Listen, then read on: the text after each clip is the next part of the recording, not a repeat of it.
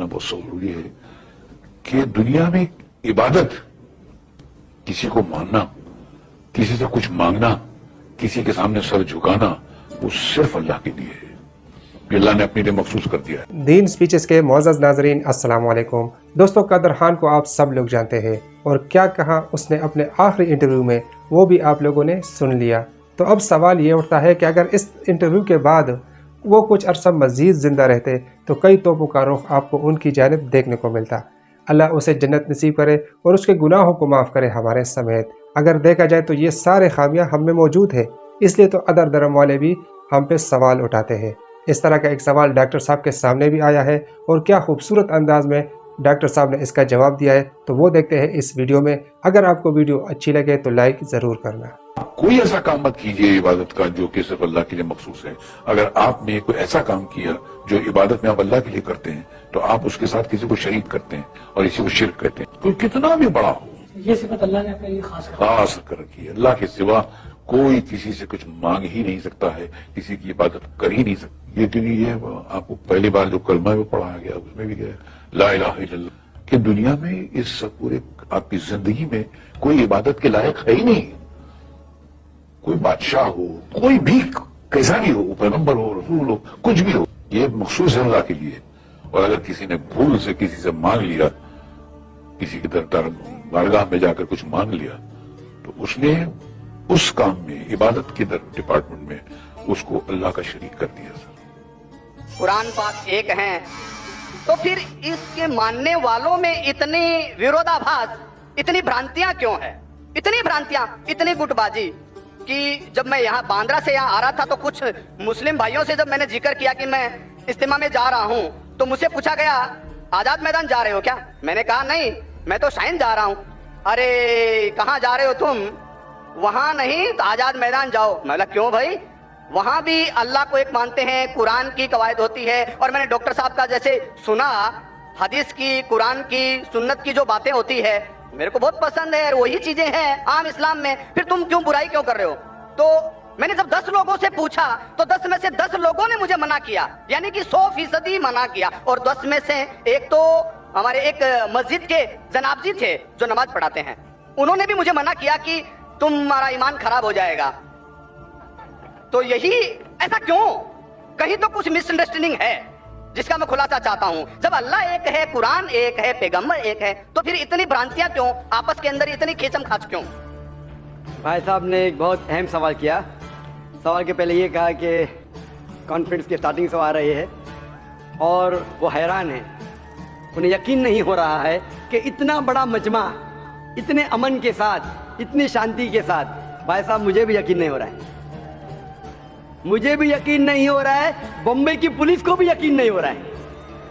ये सिर्फ मुमकिन है ईश्वर, खुदा और अल्लाह की मर्जी से। वरना जब पुलिस से मैं बात करता हूं, वो लोग कहते हैं इतना बड़ा मजमा, वो भी मुसलमानों का, इतनी शांति, हमें कुछ काम ही नहीं करने पड़ता है, हम सिर्फ बैठे हैं। इतना बड़ा मजमा गैर मुसलमानों का भी इतनी शांति से नहीं जानता, मुसलमानों को तो छोड़ो, उनका नजरिया भी इस्लाम के बारे में बदल जाता है। और आप मुझे अगर पूछेंगे, हमारे भी पुलिस हमें जो मदद कर रही है कि शांति से जाए, हमारे पास भी कैमरा वो सब लगे हैं, लेकिन मैं समझता हूँ ये सिर्फ अल्लाह सुब्हाना व तआला ही, उसकी मर्जी से ही ये पॉसिबल है, ये मुमकिन है कि इतनी शांति से लोग आते हैं, इतनी शांति से जाते हैं, वरना ये मुमकिन ही नहीं है। आपका सवाल ये था कि मुसलमान का कुरान है कि मुसलमान एक खुदा में मानते, मुसलमान एक आखिरी पैगाम में मानते, तो इसके अंदर सेक्ट्स क्यों हैं, इसके अंदर फिरके क्यों हैं, इसमें ग्रुप्स क्यों हैं? और फिर आगे भी ये कहा आपने कि आप जब 10 मुसलमानों ने कहा ट्रेन के अंदर कहाँ जा रहे, तो आपने कहा कि सुमैया ग्राउंड, तो उन्होंने कहा आज़ाद मैदान जाइए। 100% उन्होंने आपको रोका। मेरे हिसाब से अगर किसी ने किसी को यहाँ आने से रोका, मैं उनको भी जज़ाकल्लाह कहता हूँ। मैं जानता हूँ कि लाखों पैम्फलेट्स बटे कि इस सुमैया ग्राउंड में मत आओ, वो जाकिर नायक आपको बहकाएगा। हमने भी पब्लिसिटी की, लेकिन शायद पब्लिसिटी में कमी थी, तो अल्लाह सुब्हानहू व तआला ने इनके जरिए लोगों से पैम्फलेट बंटवाए। कई लोग ने मुझे कहा कि मैं तो भूल ही गया था जाने के लिए, जब ये पैम्फलेट मिला नहीं जाना चाहिए तो मुझे याद आ गया। कितने लोग ने मुझे कहा कि मेरे जाने का इरादा नहीं था सुमैया ग्राउंड में, जब ये मिला कि ये जाकिर नाइक भड़काता है, हम देखेंगे कैसा भड़काएगा, कैसा बहकाएगा। हम भी तो देखे, कई लोग आ रहे देखने के लिए। तो अल्हम्दुलिल्लाह मैं इनका शुक्रगुजार हूँ, मैं इन लोगों का शुक्रगुजार हूँ जो लोग ने पैम्फलेट बांटा, जो लोग कह रहे मत आइए, इनका शुक्रगुजार हूँ। मैं हमेशा मानता हूँ अल्लाह सुब्हानहू व तआला में, कुरान में अल्लाह ताला कहते हैं सूरह इमरान में कुरान नंबर 3 आयत नंबर 54 में, मकरू मकरल्लाह वल्लाहु खैरुल माकिरीन। इन्होंने प्लॉट किया, प्लान किया, अल्लाह सुब्हानहू व तआला ने भी प्लानिंग की। सबसे बेहतरीन है अल्लाह सुब्हानहू व तआला। शायद हमारे पब्लिसिटी में कमी रह गई थी तो अल्लाह सुब्हानहू व तआला ने और प्लानिंग किया। और मुझे इनसे कोई गिला शिकवा नहीं है, मुझे कोई गिला शिकवा नहीं है। मैं इनको जज़ाकल्लाह कहता हूँ और मैं अल्लाह सुब्हानहू व तआला दरखास्त करता हूँ कि मुझे और इनको हिदायत दे। आपका जो मेन सवाल था कि जब मुसलमानों का कुरान एक, मुसलमानों का जो अल्लाह है, खुदा है, ईश्वर है एक, पैगंबर एक, तो फिरके क्यों ग्रुपिज्म? इसका जवाब है कुरान मजीद में सूरह अल इमरान सूरह नंबर 3 आयत नंबर 103 में, वातसिमू बिहब्लिल्लाहि जमीअन वला तफरकू। आप लोग अल्लाह की रस्सी को मजबूती से पकड़ो और आपस में मत बटो। कुरान मजीद में लिखा है अल्लाह की रस्सी को मजबूती से पकड़ो। अल्लाह की रस्सी क्या है? ये कुरान मजीद अल्लाह सुब्हानहू व तआला की रस्सी है। हम मुसलमानों को अल्लाह सुब्हानहू व तआला कहते हैं कि कुरान मजीद को मजबूती से पकड़ो और आपस में फिरके मत बनाओ, आपस में मत बटो। और अल्लाह ताला फरमाते हैं कुरान मजीद में सूरह निसा में सूरह नंबर 4 आयत नंबर 59 में, अतिउल्लाह अति रसूल, आप अल्लाह की इताअत करो और अल्लाह के रसूल की इताअत करो।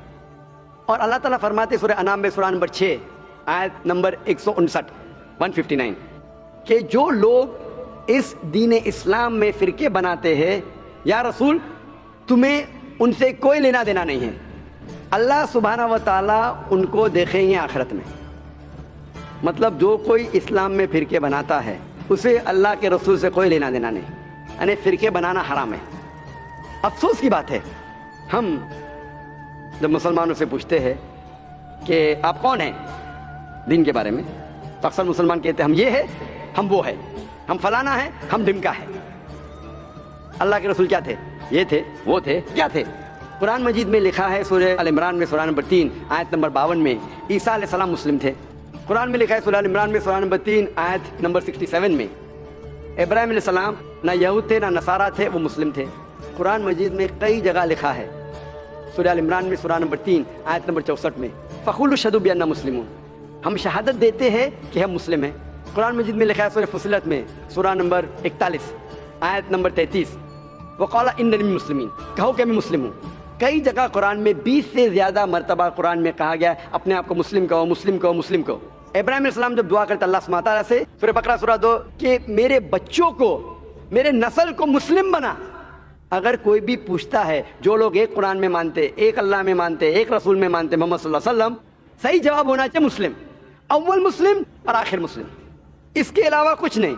अगर आप इसमें फिरके बनाएंगे तो कुरान के खिलाफ है। मोहम्मद सल्लल्लाहु अलैहि वसल्लम कहते हैं, सही हदीस है सुनन अबू दाऊद में वॉल्यूम नंबर 5 हदीस नंबर 4596, अल्लाह के रसूल फरमाते कि मुसलमान 73 फिरके में बटेंगे। अल्लाह के रसूल ने फरमाया बटेंगे, ये नहीं कहा कि बांटो। अल्लाह कहता है मत बांटो। अल्लाह के रसूल जानते हैं अल्लाह के कहने के बाद का मत बांटो, फिर भी ये मुसलमान लोग इस्लाम को फिरके में बांटेंगे। और एक हदीस अल्लाह के रसूल की तिरमिज़ी की, जिसमें अल्लाह के रसूल ने फरमाया कि मुसलमान 73 फिरके में बटेंगे और इनमें से एक ही जन्नत में जाएगा। जब साहबा ने पूछा कौन सा फिरका, कौन जाएगा जन्नत में, अल्लाह के रसूल फरमाते वो लोग जो मेरे बातों पे अमल करते हैं, वो लोग जो कुरान और सही हदीस पे अमल करते हैं। तो जो लोग अल्लाह की रस्सी को मजबूती से पकड़ते हैं, सिर्फ वो लोग जन्नत में जाएंगे। हमें इस्लाम, दीन इस्लाम को कोई भी फिरके में बांटने की ज़रूरत नहीं। इस्लाम को फिरके में बांटना गलत है, और जो भी कोई मुसलमान इस्लाम को फिरके में बांटता है वो एक सही मुसलमान नहीं है। हमें सिर्फ अल्लाह और अल्लाह के रसूल में मानना चाहिए और इस पे ईमान लाना चाहिए। जो भी इख्तिलाफ है, इख्तिलाफ का मतलब ये नहीं कि हम फिरके में बट जाए। इख्तिलाफ है तो उसका हल करो कुरान और हदीस की रोशनी में।